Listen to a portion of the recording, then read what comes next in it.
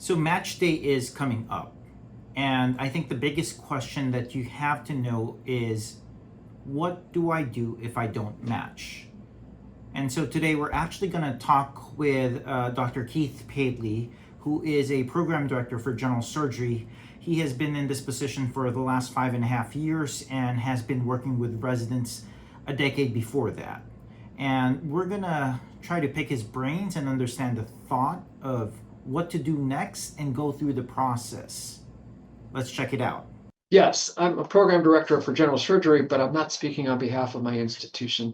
These are just my opinions and observations that I've made over the last, 15 years. I've seen a lot of people get hurt by this process.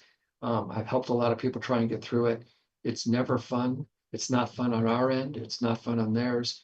I'm just telling you what I've seen and what I've heard. I'm not trying to represent anybody else. So, Keith, what is the first thing that a medical student should actually do when they realize they didn't match? First thing is take a deep breath. It's a very hard thing to hear, to get your email that you didn't match. There's a whole lot of emotion built into this, a whole lot of hopes and dreams, and you probably just feel like they got crushed.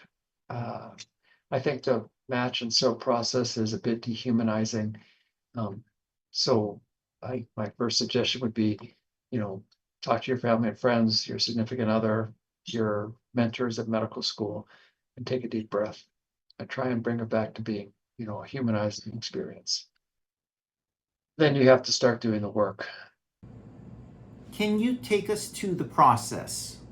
Well, most applicants are going to be coming from a medical school, and their medical school will have a process and people that will help them. But the whole process is now called SOAP, Supplemental Offer and Acceptance Process. It used to be called Scramble, which had a negative connotation, as you might imagine, because everyone was scrambling for a job.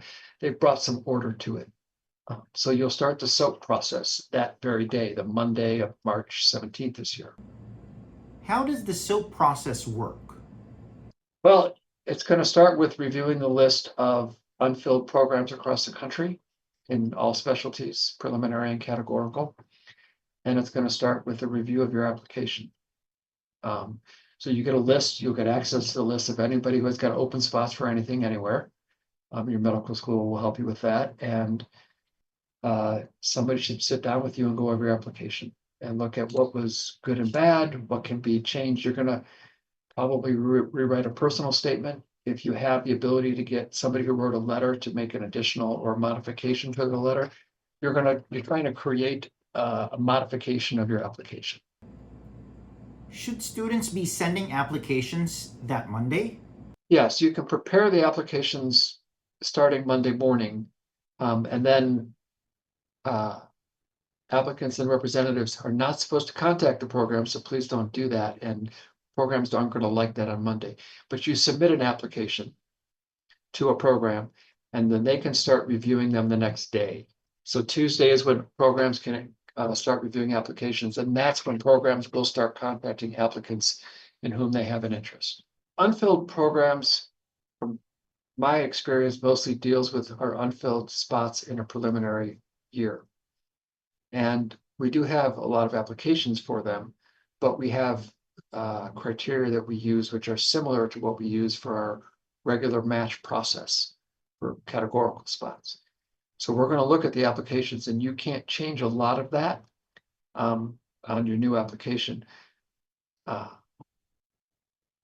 So what you can change is, if they're going to look at your application, what you can change is something in your personal statement that says what just happened, why you're now, if you were going for, say, orthopedic surgery and now you want a general surgery preliminary spot, why? What are you doing? Is general surgery always your backup plan? Or is it a chance for you to reset and try again the next year for orthopedics? And both are good answers, but be prepared to explain something that's real, because you're going to get asked about it. What's the difference between a categorical and a preliminary position? So if you're going to get trained to be a particular specialty, What you want is what's called a categorical position. That means you're going to be accepted, whether it's a 3 or 5 year program, whatever it is, you're accepted, and the expectation is that you're going to go to completion, uh, uh, assuming you advance appropriately. You've got your spot, it's yours, unless you struggle and remediate or choose to leave or something like that. A preliminary spot is a 1 year spot. You have a job that is set for 1 year. You're a physician, you're working in a program of whatever specialty, and it's mostly medicine and surgery and some other like OB has some. And there's no job after the first year. It's a 1 year job while you figure out what you're going to do next. So we call that it's preliminary to your regular full training. What is your advice regarding backup plans? Yes, and I think that's the problem with many of the people who end up in SOAP is they didn't have that hard conversation with themselves and with their mentors about what their backup plan is or should be. Everyone should have a backup plan. Medical school is hard, residency is hard. You will have a goal, what you want to do, what you think you're going to be, but you don't really know what it is to be a cardiac surgeon or an internist in a hospital. You don't really know it because you haven't done it. So you're taking a guess, and it's based on what you think you want for your life. There's usually more than one way to get what you want for your life. It may be a slightly different specialty. You should have a backup plan when you first apply to the match, but when you're going into the SOAP process, particularly for a preliminary spot or for something that's different, let's say you were going for physical medicine or rehabilitation, and maybe what you really want to do then instead is family medicine with a track towards sports medicine. Maybe there's some similarities in what you want to do that you can find in another specialty. So that should start in medical school. If you're going for a preliminary spot, you're going to spend the next year working on that. What's the best advice you can give and the details in choosing the right program? Yes, so when you are on that Monday, when you get your notification you didn't match and you look at the unfilled spots, you need to start, in addition to figuring out your life plan, which is hard to do under that degree of stress and disappointment. But you need to start figuring out life plan, and you need to start looking at all the open spots you're considering. You need to do as deep a dive into that program as you can. Their website, any information you can find anywhere, the size of the hospital, the city. You might not be in the city you want to be in. What is it geographically? How close is it to your family? Is it going to take you 3 plane flights to get home for a Christmas vacation sort of thing? So you need to know as much as you can about the program, the whole institution, the geography. Do that research in advance, because if you really don't want to be somewhere, you probably don't want to be there. If you're going for a 1 year preliminary spot, maybe you could tolerate moving someplace you don't like or far away. If you're looking for an open categorical spot in some specialty that didn't fill, you're committing to 3, 4, 5 years. You probably want to be a little bit more deliberate, but you're going to feel that you can't really be deliberate because, oh my God, I didn't get a spot. I got to go take what's available. That's what's dehumanizing about it. You still have to remember who you are and what you want.